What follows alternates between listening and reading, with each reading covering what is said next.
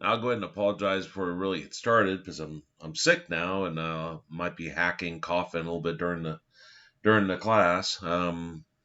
Taking medicine, but it's just limited success in how it's working.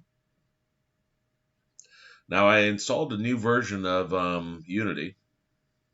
Probably means I have to relearn everything. But this is why I got emails from people saying that theirs didn't look like mine. So I now have the newest version.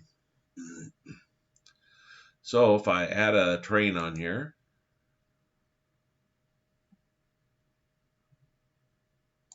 like that, and let me go to the scene. There it is. Okay. Change the position of that, -20. Change that to -20.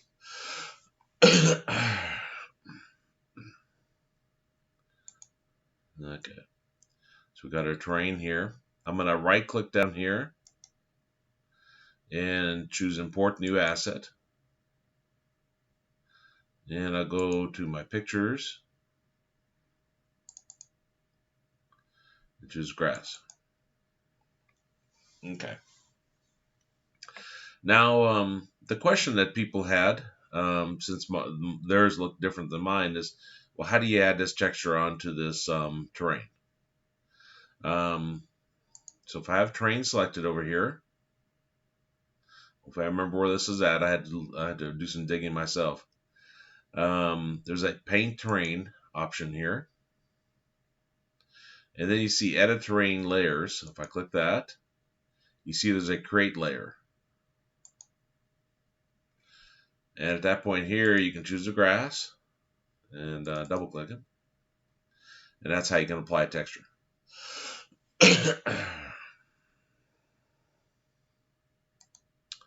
I think that was the main question people had in terms of the new version versus the version I was showing. Though I think, I don't remember directional light having actually showing the direction in the version I was using, but now that's showing, it's kind of cool. And I'm sure we'll run across other items they're different. I haven't looked at what's changed, but that's how you do the terrain and apply a texture. Did you figure that out, Kyle, or? You just showed it to me. Okay. I really did. There's 3 people that contacted me on that. I didn't hear from any of them to see if they'd figured it out, but that's how you do that.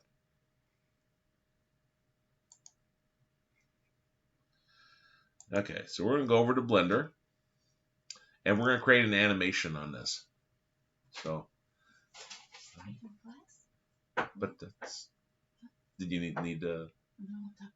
Okay. So we're gonna create an animation.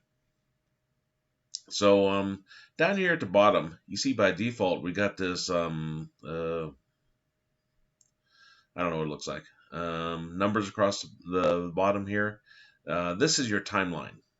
So this is your timeline of your animation. It's currently at time 0. What I'm gonna do is I'm gonna move my cube over to here, and we're going to animate this cube going across over to the other side.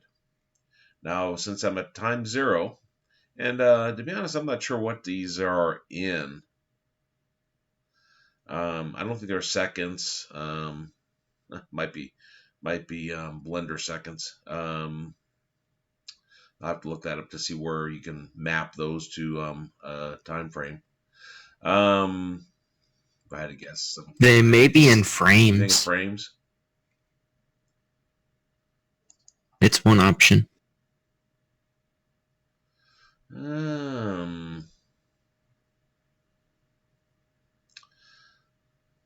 Let's see it there.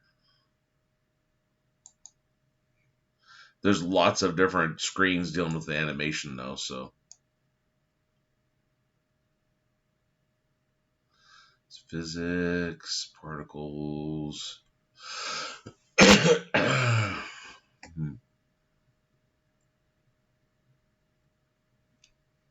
Well, N won't show that there. But anyway, I'm at 0. I want to record this position. So if you do I, insert keyframe menu. Where would you see that at?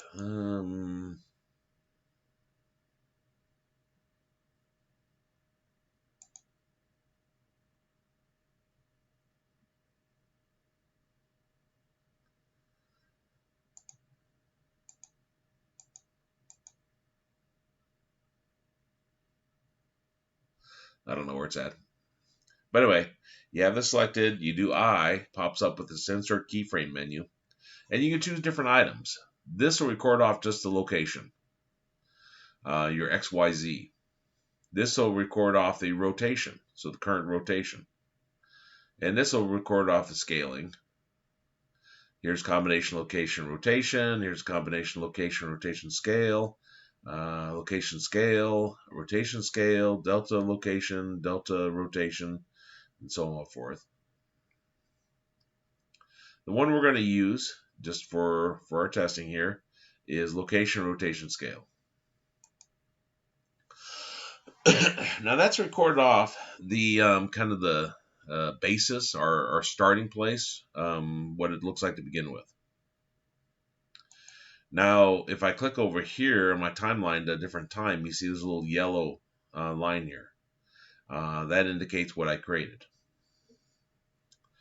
Now, if I come over to like 40, so I have this right here. Now I'm going to move my cube. Oh.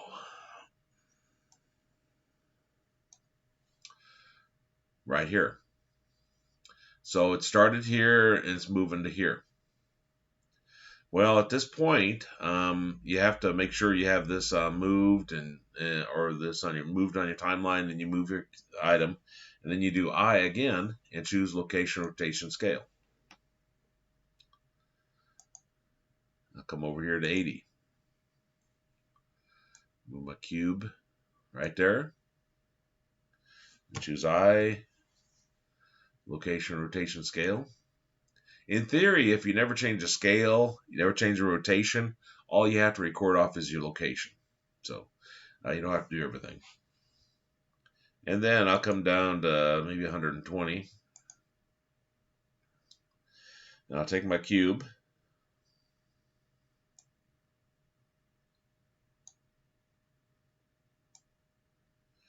I'll move it, I'll scale it, make it bigger, and I'll rotate it. So I've changed everything. And now if I do an I, location, rotation, scale. Now if I click over here, I can do an E for end. And that was under frame, I believe. You see frame, it says set in frame. Okay, so now if I play this, and that's Alt A, you see my animation going like that. And so there's going up, going over. Once it reaches here, it not only changes the position, but it changes the scale and the rotation. And we just created an animation.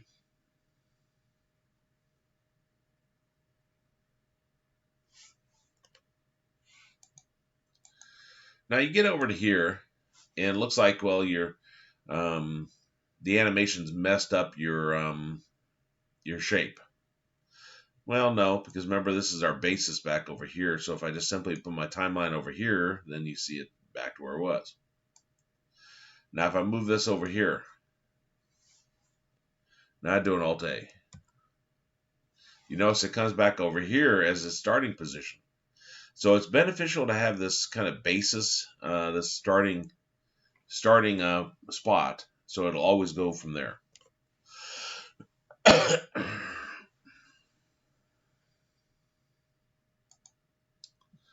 Let's see, where's it at? If you choose these, the drop down here, we're at default, but you see there's an animation option. This has the best windows if you're doing animation. So it's got everything predefined and set up and so forth.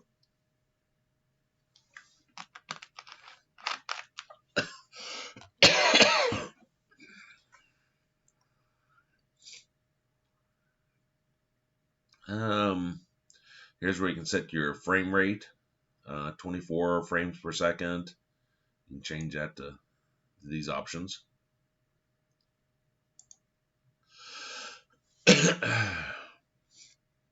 What if these numbers simply represent frames? I'll have to read up on that. See, does that ever have actually tried to tie an animation directly to time? Usually I just create the animation and go with that. Lots of different options you can do here. Got your performance, shading.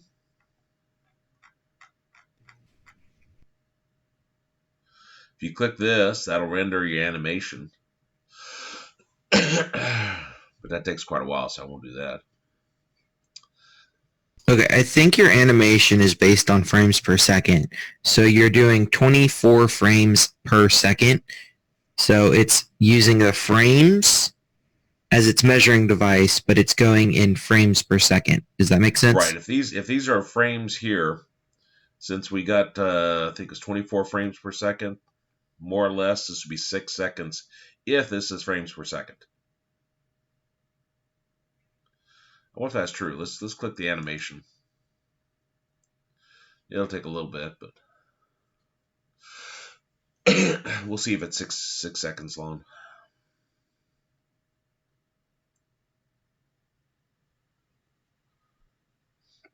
I've got a timer waiting.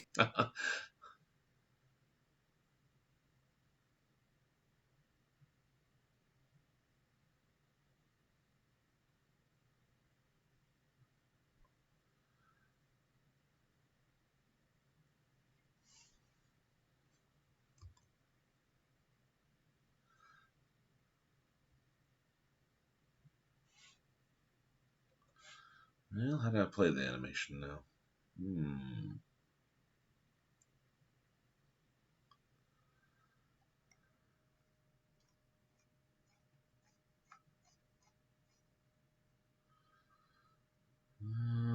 Maybe I gotta actually create something. Down bottom middle, just underneath 140, I think the arrow facing right should be play. I'm probably looking right at it. Oh, here? Yes, that. No, that does all. Oh, that does play that. That's bizarre. Alt A, but when I did Alt A here, I didn't see a change here. Or no, it did. Never mind. That is changing, but that isn't our actual animation. Let me change this to MPEG. Yeah, it seems like there's something else I need to change on that, but we'll try that.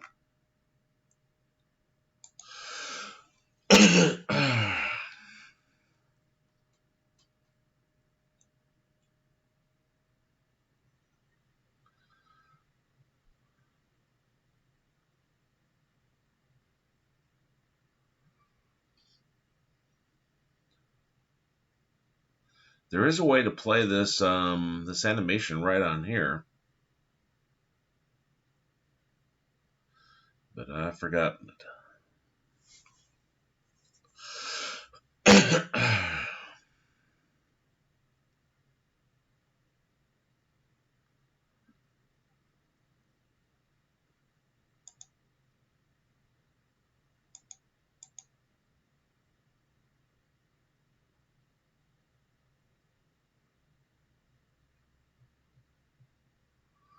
Okay, let's see if it created it.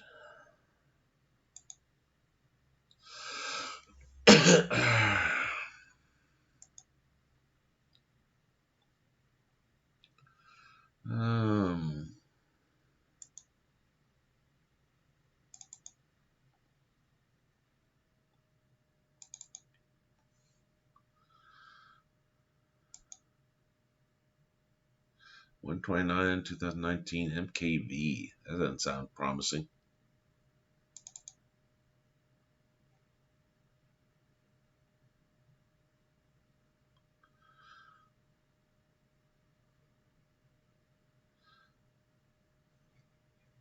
Yes. And yes, it is frames per second. Because 24 is just slightly faster than... Right. So, you could change this frame rate right here then and get different results, different quality and so forth.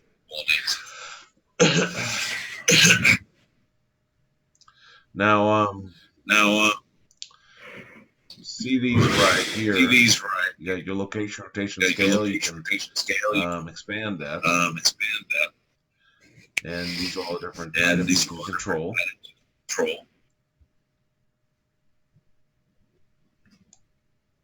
And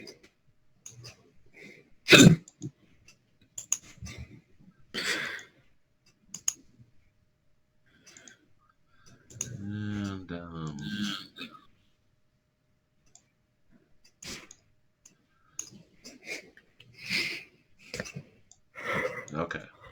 I'm gonna go ahead and mute you because I'm hearing myself come back. Oh, that's my bad. I thought I had muted myself. Oh. Now, if you come over here, and this is a dope sheet. Don't know why they call it that. But if you choose these different items here, it really does help if this is a little bit bigger. But like the Y location here, you see this option here. There's little handlebars on this. Let me see if I can.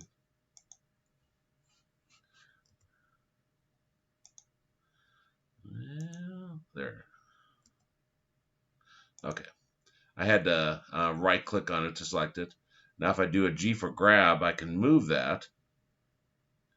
And this will affect the animation.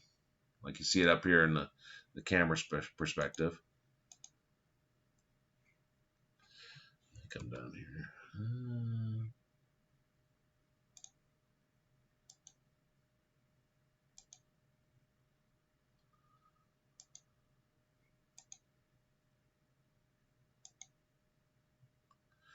3D view. Okay. So if I have this, if I do an Alt A,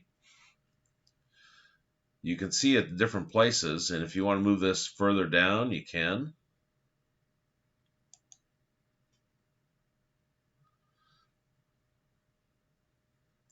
So this gives you more control of whatever you want to change here.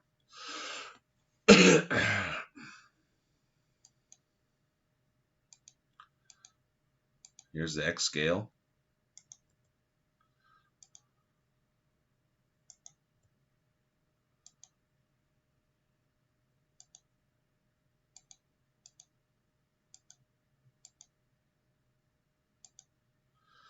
Okay, so X location doesn't look like it's changing.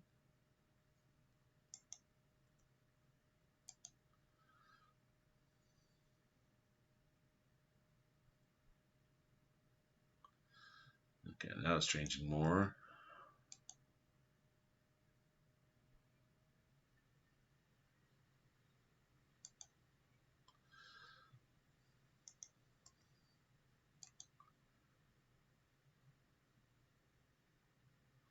You see the difference there? How now that's changing the scale so it becomes thin, wide and so forth.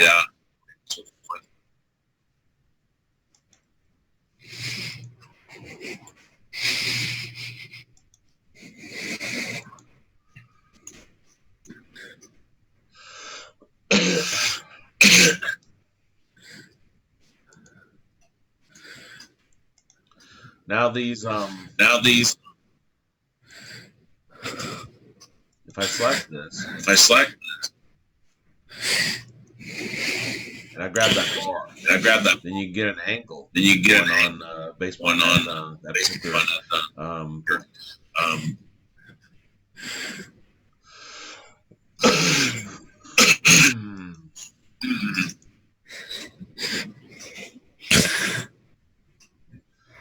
Now I can create these, but to be honest, to create a specific animation of what I'm trying to achieve, I have a hard time with the dope sheet. Now you can, if you got everything selected,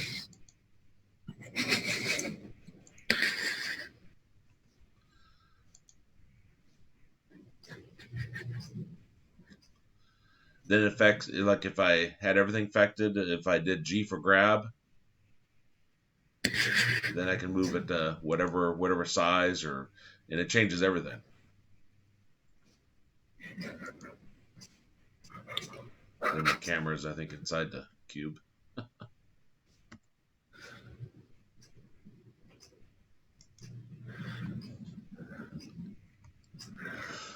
Does that make sense on how to use those? Pretty much. Okay.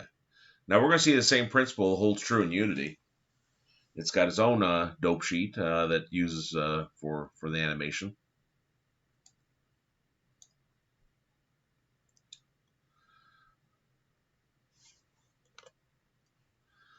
Let me do a file new. Just going to start over there. And I'll throw my cube over here. And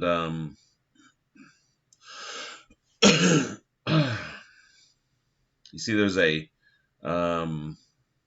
red button here.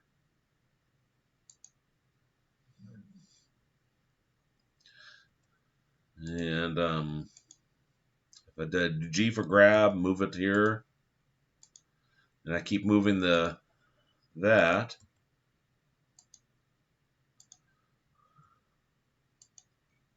Then I'll come over here and I'll stop that and do an E. Now if I do an Alt A,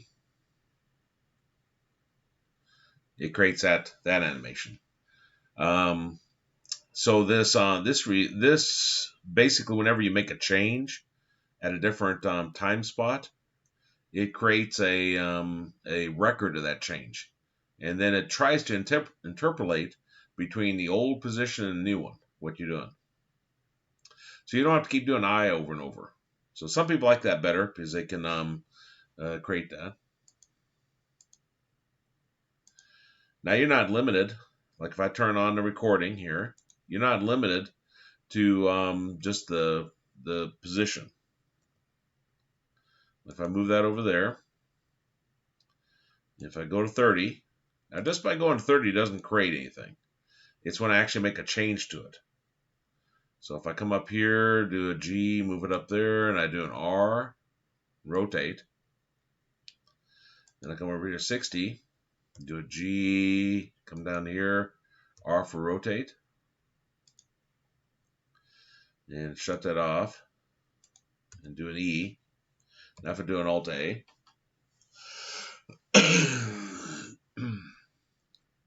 You get that look.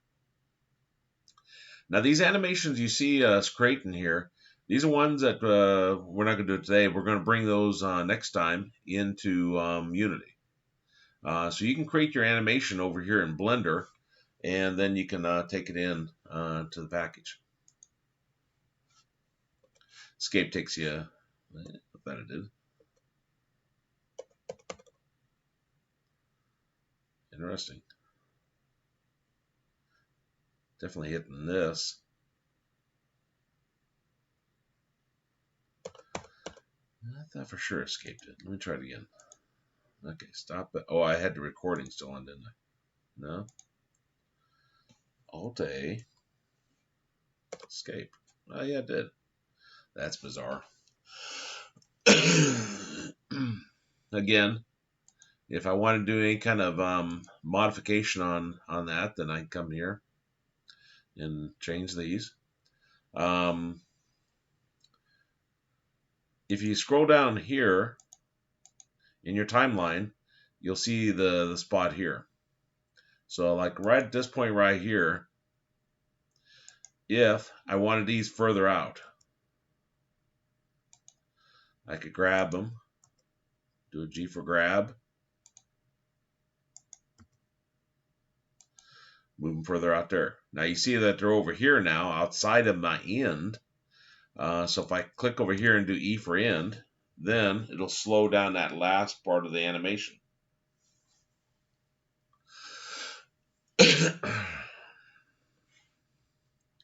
Now, I moved these, but I didn't move them straight across. Some of them moved slightly. Let me do a Control Z to put it back to where it was. Okay, so I got those three there. I want to slow down this animation at the end, because that's the speed it's going at.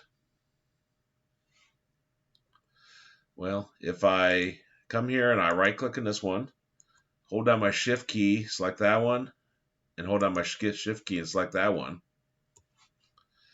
And I don't know if there's any way to actually move it straight across. But if I do a G for grab,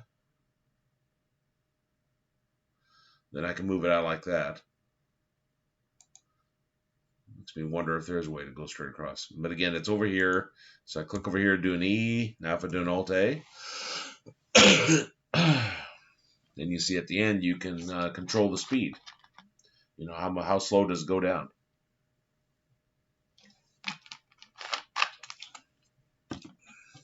Speed is based strictly based upon the last position and the next one.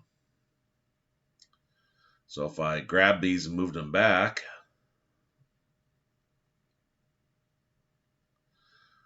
you see it goes very quickly there. And I did an E for end there.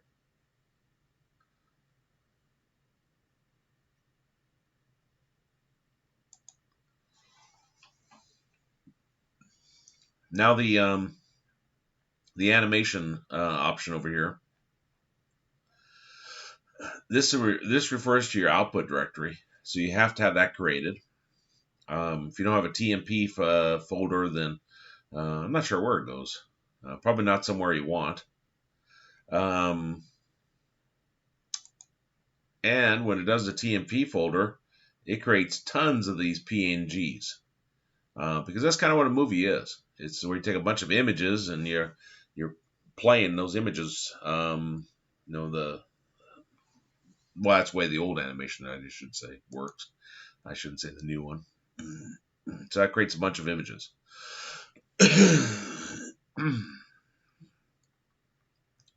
For the output,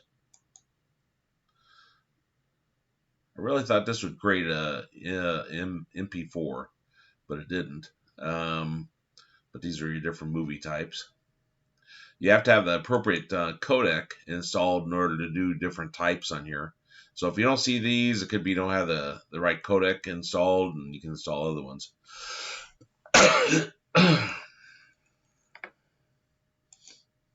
Okay. Now just a little bit more about Blender. We're going to be exploring more animation in here because we're going to be bringing those into Unity and creating animation and so forth. But if I go into my edit, I again have these vertices, and maybe I want to change what it looks like, but I don't want to change it permanently. Well, there's a option here. This is for vertex groups. That's going to help us some. And below that is also shape keys. Now you can't create a shape key while you're in edit mode. Like if I try to click the plus over here, it just doesn't work. But if I come back to here, I come over here and click shape key. Then this creates my basis. Basis is like what it looks like originally. And if I come over here and I click the plus here, this creates a new shape key. They call it key 1. Now if I go into my edit and I grab that vertex, I right clicked on it, hold down my shift key and I'll right click on this one, and I'll move this up like that. So I've changed what that shape looks like. But if I come back to my basis and click the basis here, it takes me back to my original shape. If I click key 1, that gives me that. I can go back to the object mode and create a new basis. And so now if I go back to edit, if I click key 1, looks like that. Key 2 is based upon our basis. And if I move that up like that, you see the effect it'll have.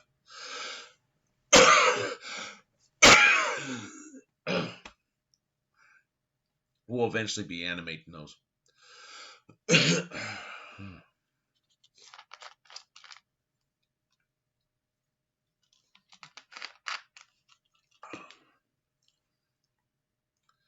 Now,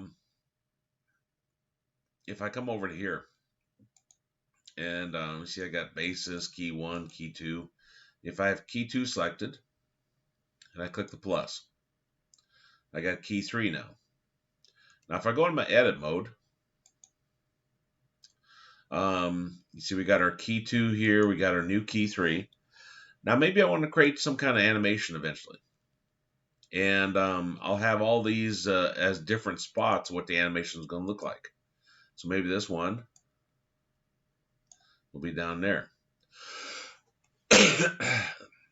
If you I don't know if I got any figures downloaded.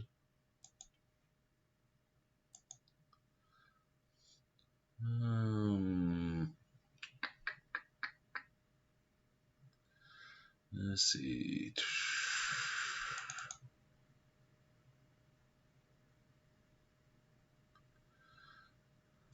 Blend file.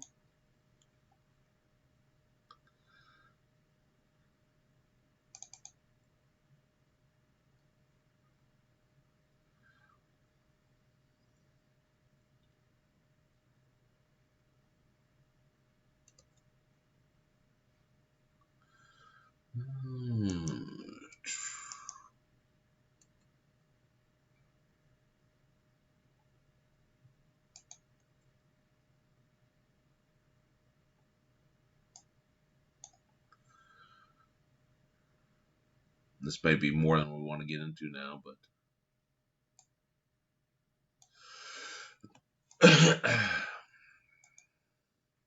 and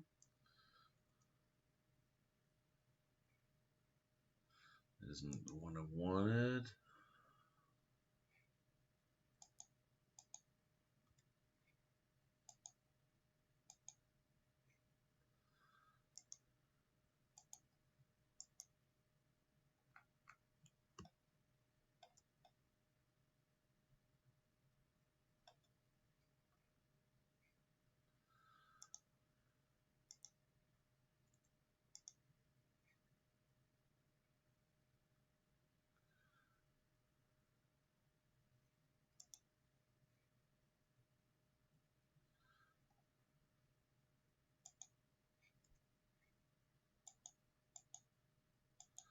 I don't see any of these changing.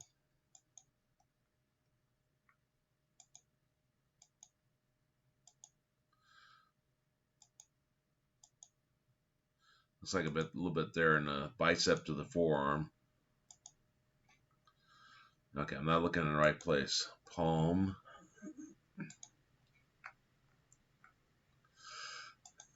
There it is. There's your basis, what it looks like, and here's your smile.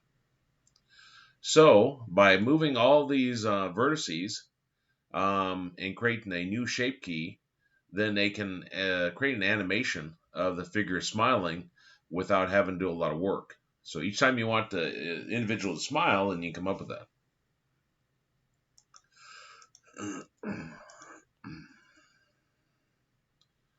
See, as I move that, see the eyeball moving? Or if I have both of those, you see the eyeball moving there. So a lot of different features in here where you can create animations. And we're going to see that Unity has some of these same options. And we'll look at how to do some of those. We could spend an entire semester looking at animation and Blender, but we'll look at some of those.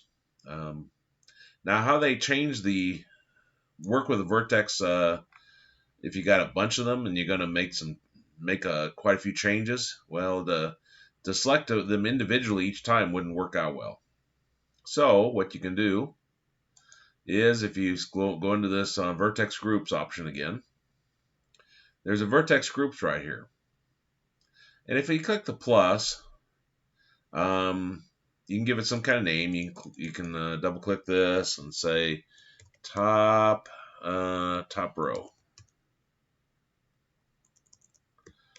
top forward row.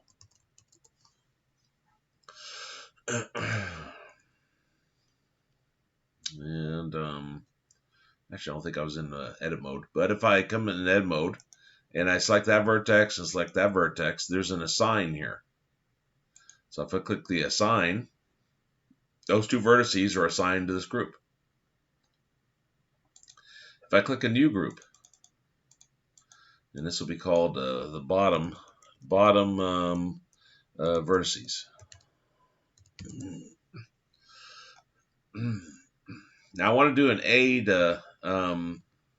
A couple times, unselect everything, and I'll select these vertices here,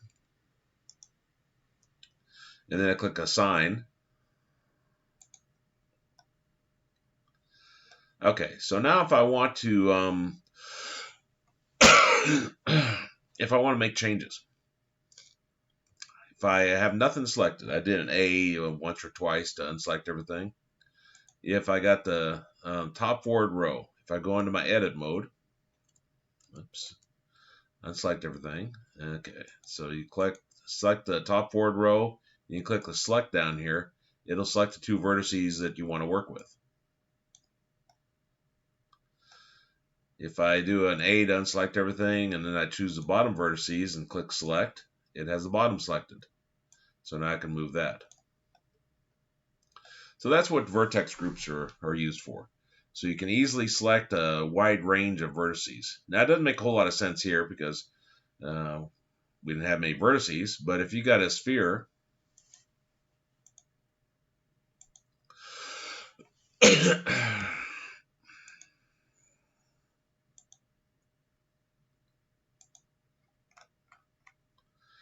like this, and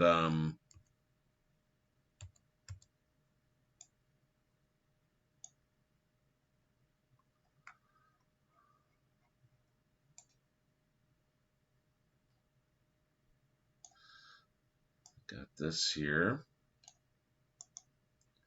And do W for subdivide, W for subdivide, and maybe this is where I want to create my mouth.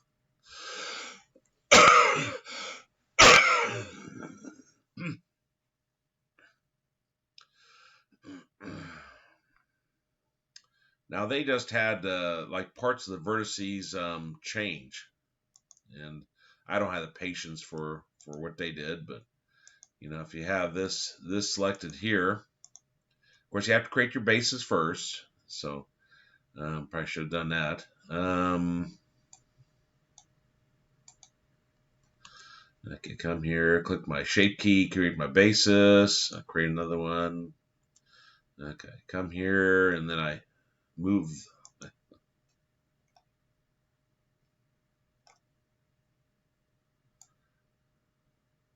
Yeah, not that way. That's up.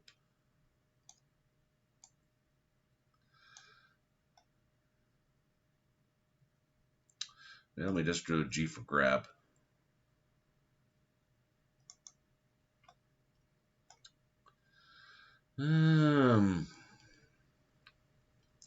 It'd help if I had lined it up better and chose a different, since it's at a different angle than my X, Y, and Z. But you get the idea. Move it out there, and then all of a sudden you have a new basis.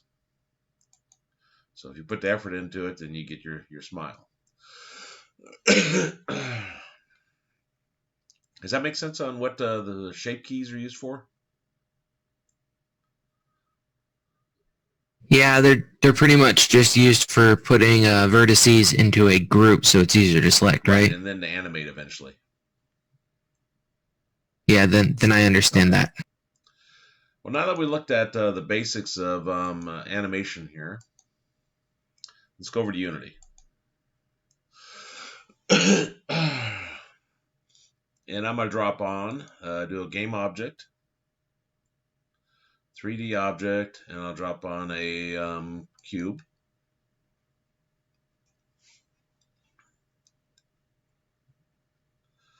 And you see over here, we have our cube here. And I can come over to my add component here. And I could add it here. I thought you could right click on it here. Probably looking right at it. What are you looking for? The animator.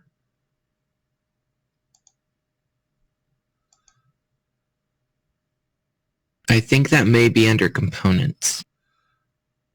Yeah, it is. Okay. Um,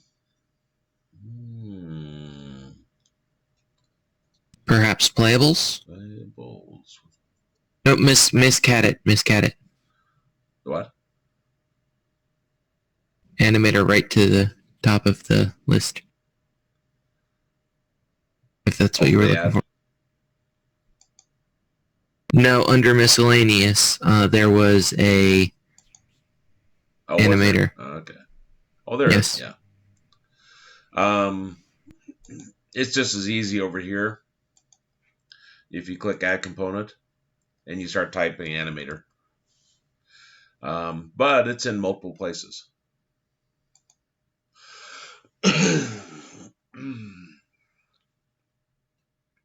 Okay, so you see I got an animator here.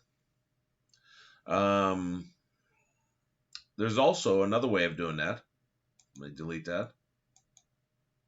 If you have your cube selected here and you go to an animation. Now you may not have this to begin with. If you go to Window and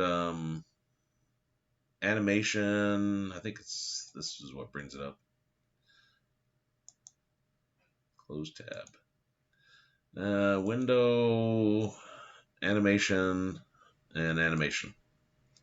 Pops it up here, and then if you grab this tab here, you can move it beside these.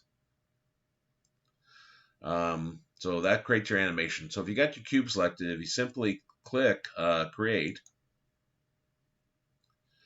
Now this does a couple of different things. Besides adding the animator on, it actually creates an animation for us too. So it's asking us to give it a name. So I'll call it Cube Animation. You might say, well, what's a difference? Well, it created our animator again, but then it also set us up ready to create. This is our dope sheet, ready to create where it's moving to, where it's moving from. Same idea as Blender. Now there's also a record option here. Same idea as Blender, sort of. So if I click that. Doesn't appear like it's done anything, but if I make some kind of change to my cube, you see up here at the top, I got the cube. I'm going to change the X position to -5.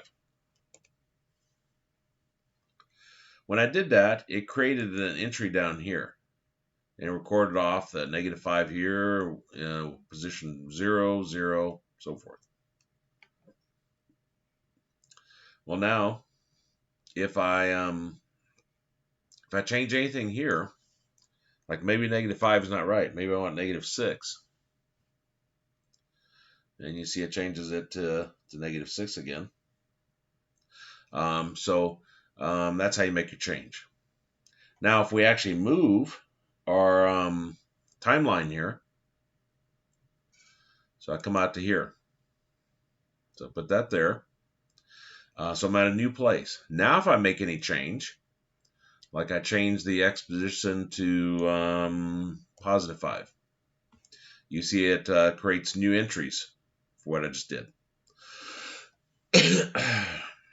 If I come over here to point or 40,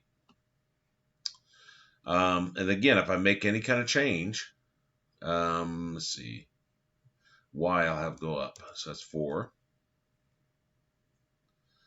Come over here to this mark, I'll have it go back. So what's that? That's my X, -5. You can use mouse wheel to scroll this.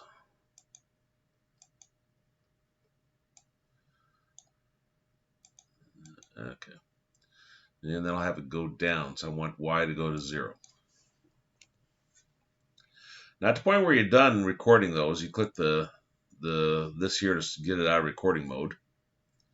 And to play it, you see there's a play animation clip here.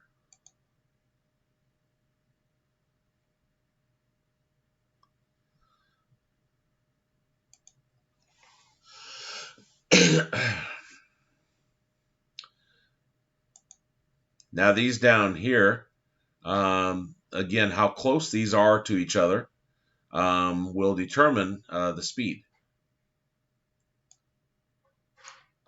So I use my left mouse button and I clicked and held down and dragged until there's a rectangle around all those and lit up, so they're all selected. And now I can use my left mouse button to move those closer like that. So going from this position to this position, since they're closer together, it's going to be very quick. Oops, what did I click? No, I clicked there. See how that first, you just can't even see it. Went so fast.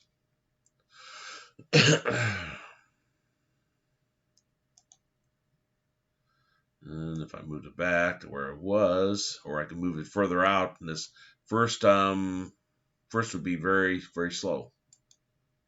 Oops. Wrong one. I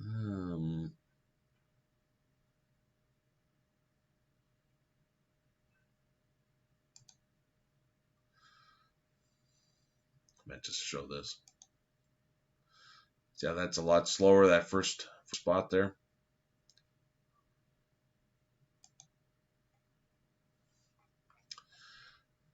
I could select all those and move those even further out, so then that first movement would be quite slow, relatively.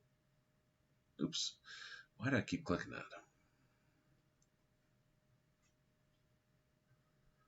Guess it didn't work anyway. So, okay, let me click this one. There it goes.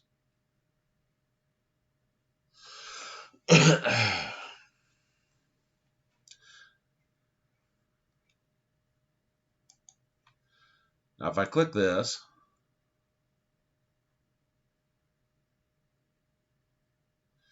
you see it move across there and do the same thing.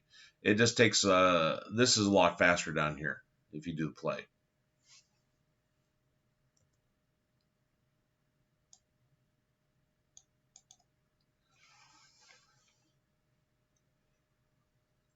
Now, I find this kind of tedious to work with. If I come down here and I click position Z, and if I press my delete, it deletes everything. If I come over to this option over here and choose it and choose remove properties, removes everything.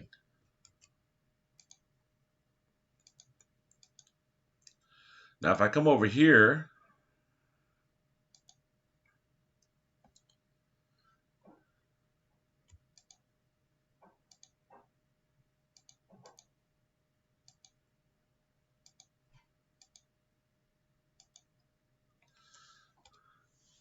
and select the Z values, I can delete them.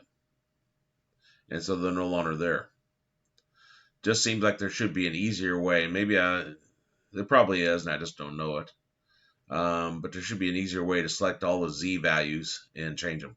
Because if you had 500 different snapshots over here, you'd have to select all 500 of them to get rid of the Z.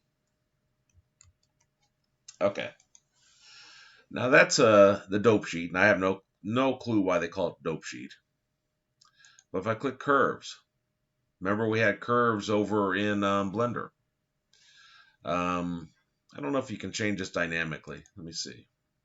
Okay, I have that playing now. So let me come over here and select this. I guess you can.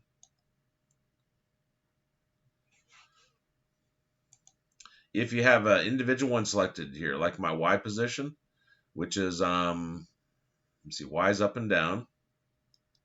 And so, looks like that's where it moves up. So if I select this and move it up, it should goes up higher. And I can't even see it now because it's going up so high.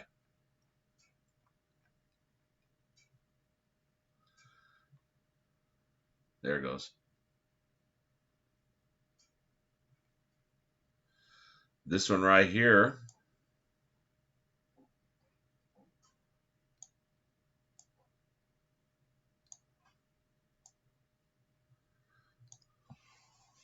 yeah.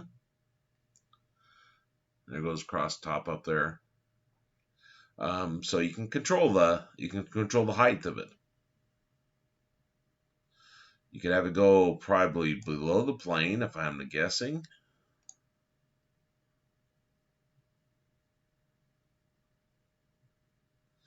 That's curious.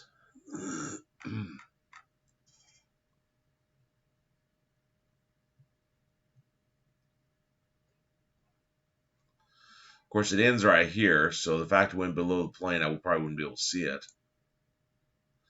How about here? Okay, yeah, now you see it below the plane. Now, go ahead and stop that.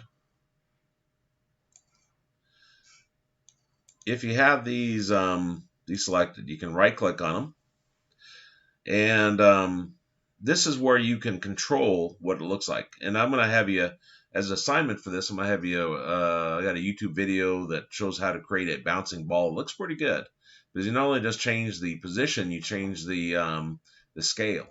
And by changing the scale, you can make it look like it's a bouncing ball. But here is where you can change how good it appears, like the smoothness of it. So if I choose linear, you see it straightened these out. This one up here, if I come up here, you see there's linear. And see how that straightened that out? So some of the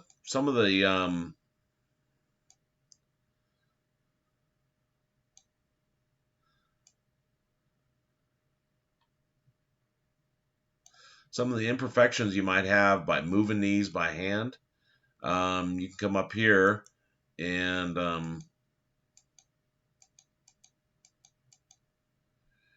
well, there it goes. Oh, there was no one there. And if you right click on that, then you can choose these options to, like if I chose free,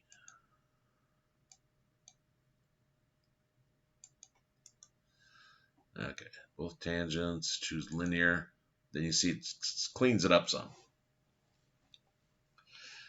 And he shows that in the video. He shows the ball bouncing at first, and it doesn't appear to have the form it needs. And then he applies I think it's a linear, he applies to both tangents, and comes out looking much better. You also see up here, there's a delete key, edit key. See if I choose edit key here, I got different values I could change. Change that to 4 minutes.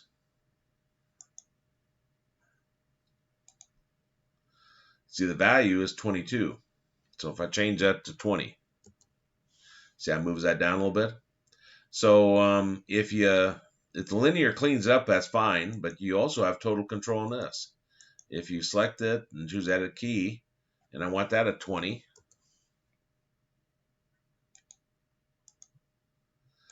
edit key, that's at 20. I know it's exactly straight across now. There's no imperfections. You remember some of the rigid body stuff we did where it seemed like the terrain was never straight. It just kept on moving, and that could be because that's why gravity works, or the weight of the ball, the mass. Grab a drink here. But this gives you a lot more control.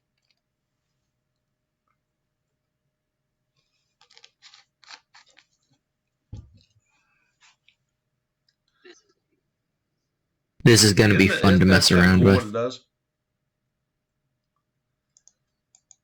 Now I'm not very good artistic wise. You know, I can do this, but to actually visualize that ball bouncing, I can copy what he's got in the YouTube video. But to actually create that out of the blue, I don't have that kind of creative talent at all. Like, let me show you the animation he's got, or she. I don't even know who created this.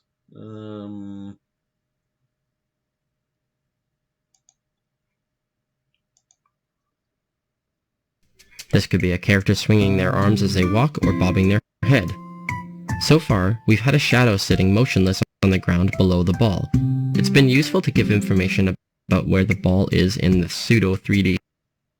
We'll again use a sexy V-shaped curve to match the motion of the ball. We'll also animate the alpha value of the sprite renderer to make the shadow appear lighter when the ball is up high and darkest when the ball hits the ground. Comparing our initial bounce animation to our end result is pretty satisfying, and we didn't have to do nearly as much work as Disney animators would have had to do by hand to leverage. What you can create, you know, he's modifying the shape, the shadow, the alpha that goes with the shadow. So yeah, there's a lot of cool stuff you can do with it if you got that artistic eye, which I don't have. Okay, let me delete the cube.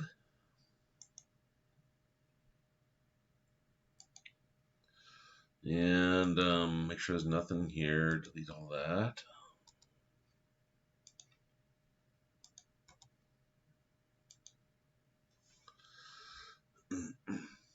Okay, so if I add on another cube, actually, I'm going to add on a sphere.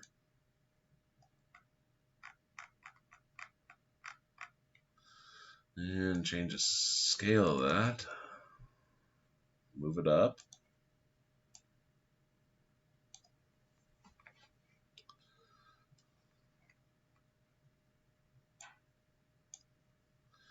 Okay, add component, add a rigid body.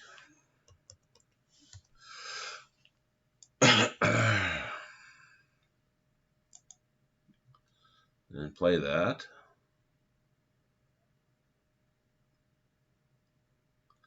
Okay, so we got our rigid body there.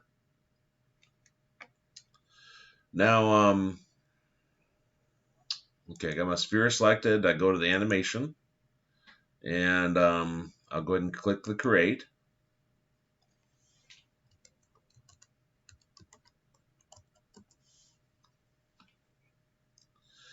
And then we're back here, and again, if you click this, you have to. I don't actually know how to create that without doing some kind of change. Let's see. Let me change that to 1.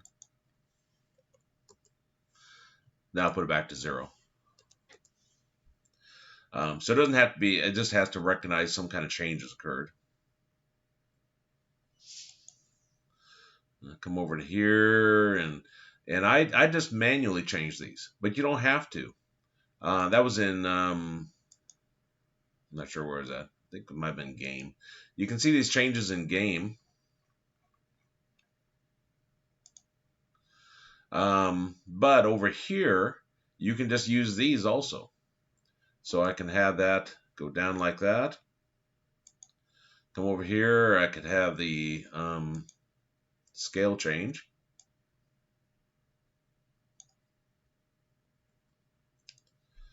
Come over here. Where's rotate?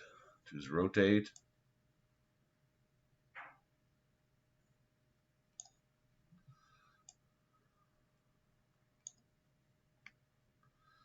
Like that. And so then you have it not only change position, but you have it change scale, you have it rotate, and so forth.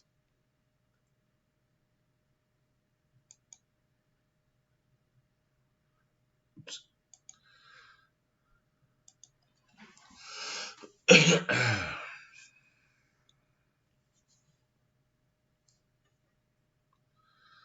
And let's try that again. My camera.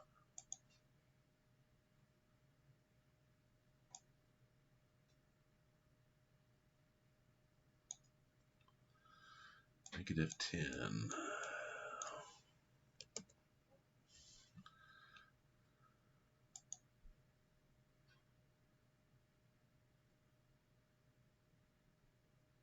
Oops, too close.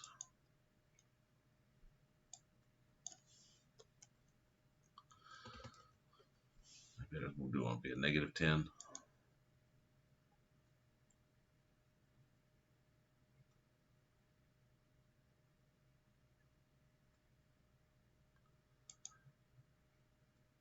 Okay, so let me go back to the dope sheet.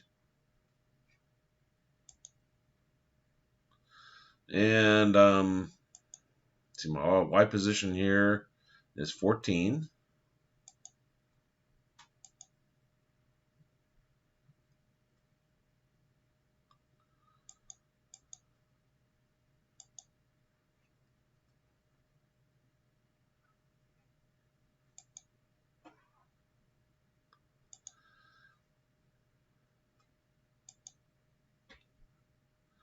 Let's see, what did I move here? I don't remember what my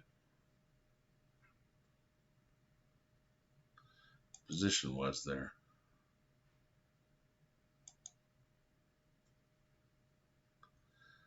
Yeah, let me highlight those and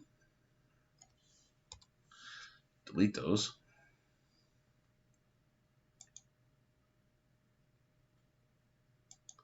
Okay.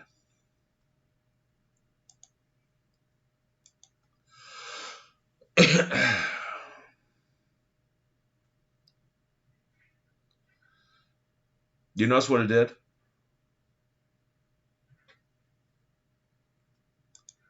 Try it again.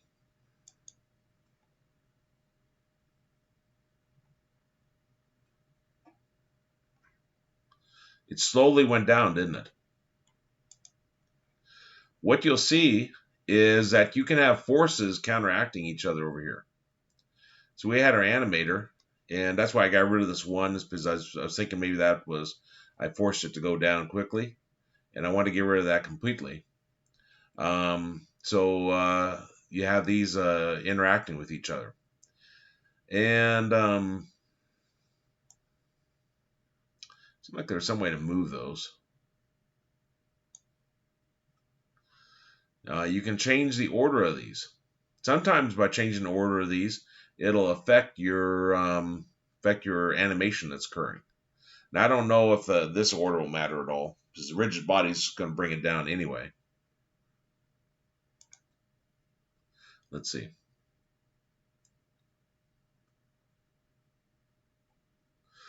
I don't know if I really saw much of a change.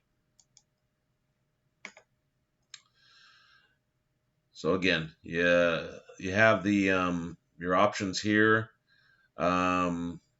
You can apply your dope sheet or your curves to modify that. And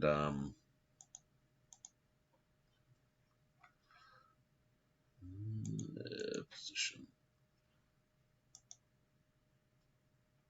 See if there's anything else here that's worthwhile mentioning.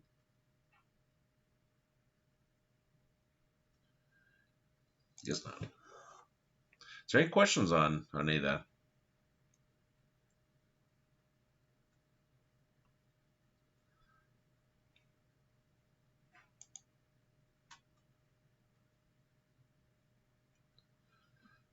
Now there is an animation feature on this. So when you choose your sphere and you come to the animation, you create it here, you're fine. But over here, if you do the add component, you start typing animation. Don't use this one. They emphasize that's the old one, which I don't know how often they make changes, but that's not the current one you want to use. Animator itself is the one we want to focus on. Now our next step on this is we're going to be next class. We'll bring in a Blender animation and see then through a program how do we initiate that animation. For example, something collides, and if it collides, you want to create some kind of animation. Maybe you want it to bounce off type of deal. Well, you could create the animation here, and there's nothing wrong with that. This is not too bad of a tool. But as far as I know, and that I'm still learning myself on some of this, because they keep changing these versions, and I had to do some learning myself on the terrain, because it took me a little while to find the paint feature on that. And the paint here is pretty obvious, but then from there I didn't know where to go. But they keep making changes to these. But as far as I know, there is no vertex groups where you can animate shape keys and so forth on this. I could be wrong, but they just kind of provide basic functionality in here from what I can tell. Okay, I'll put this location of this YouTube video out here, but on this, he does a really good job describing. He goes back and he describes where is it at?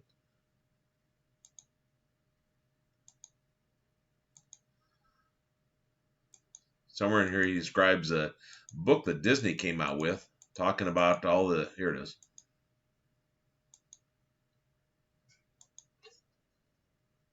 This interpolation, and this one. You can hit play on the animation window and preview our finished animation now. It's not great. We'll suspend disbelief that this ball would keep bouncing to the... But 12 principles of animation... principles of animation Disney came out with. Squash and stretch, anticipation, staging, all these different items. I guess they wrote a book on it. Illusion of Life, Disney Animation. And animators wrote a book in the 80s teaching the rest of us plebs how to animate. They came up with 12 principles of animation, and we're going to improve our ball animation dramatically using 3 of them. We'll start with timing. Went so fast you can't really see that, but these are the 3 he's focusing on in this video. But anyway, that's going to be the assignment, is to recreate the ball bouncing. Now you don't have to worry about moving the ball. We're going to look at the coding on that next time. So all you would need to focus on for the project is just the animating the ball, having it look squashed, changing the scale, the shadow, and so forth. Any questions on that?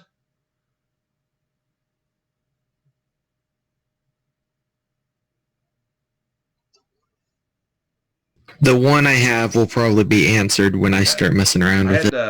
Not everything was quite the same position with that version, but I figured where everything was. So if you have any trouble, then let me know.